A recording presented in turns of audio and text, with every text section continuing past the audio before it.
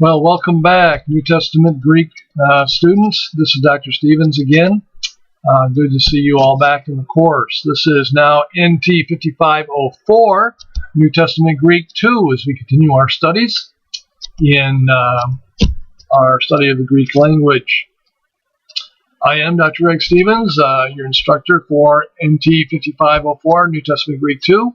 You can see my contact information in the Your Instructor section and my personal profile in the class introductions and community posts. Please take some time to introduce yourself, even if you're returning from last term. Feel free to add anything you'd like to, maybe your reflections on last semester's work. In your perspective of the study of Greek at this point would be kind. No, I trust the first semester was rewarding and you're looking forward to plunging in completing what's customarily looked upon as the first year of Greek in your seminary studies at Moody Theological Seminary. Well, this week you can see the work laid out, not unlike last semester, very similar.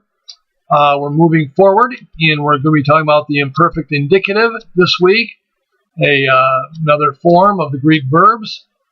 Our lesson objectives are for you to recognize the form and understand the basic function of the imperfect indicative, to pronounce the Greek text accurately, to memorize frequent New Testament Greek words, to translate portions of the Greek New Testament, and create a text flow diagram in Logos.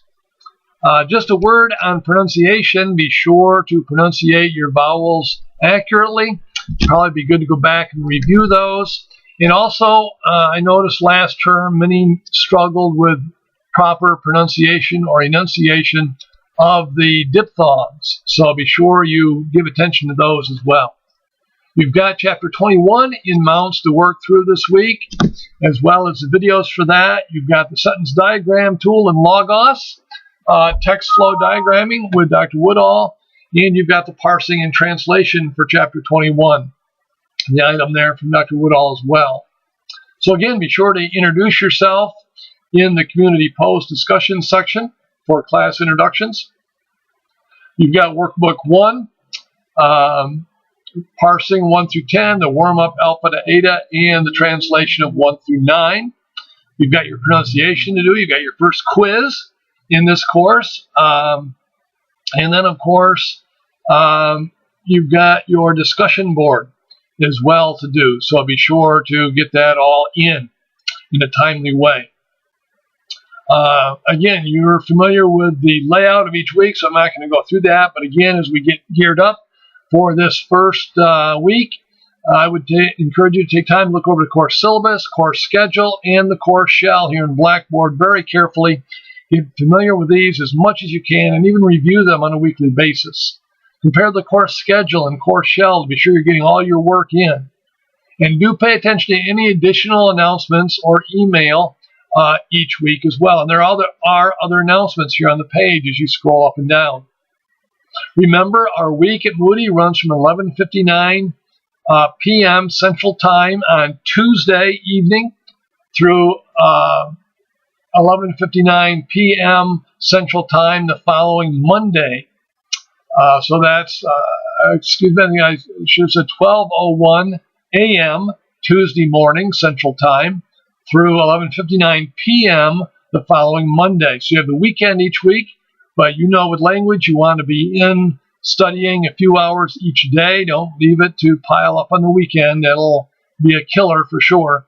But every day you want to spend an hour or two at least working on Greek and learning the language. When it comes to the discussion boards, remember you need to post early in the week. So by 11:59 p.m. Central Time on Friday, your initial discussion post should be made.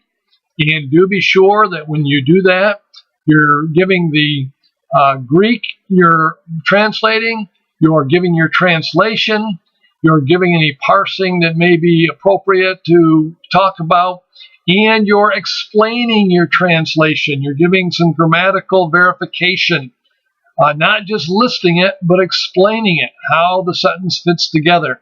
And do so particularly with emphasis on whatever the particular grammatical point is that week. And this week, of course, it's the imperfect indicative. So you want to put any extra emphasis necessary on that. Now remember, too, that when you're responding to your peers, compliment them on any good insights. Also, kindly, constructively critique their post, letting them know how you think they might strengthen their work. And 3, leave them with an open-ended question, a question they can't answer simply yes or no to. Or if you do ask them a yes or no question, ask them to verify their yes or no with a why, with the why or why not are they saying yes or no. Of course, late policy, which you're familiar with, 5% per day late, up to a maximum of 7 days late. Anything over a week does not receive credit, as you know. And that pretty much covers it for this week. If you have any questions, feel free to contact me. My phone number, my Skype, FaceTime, all of that is all down there.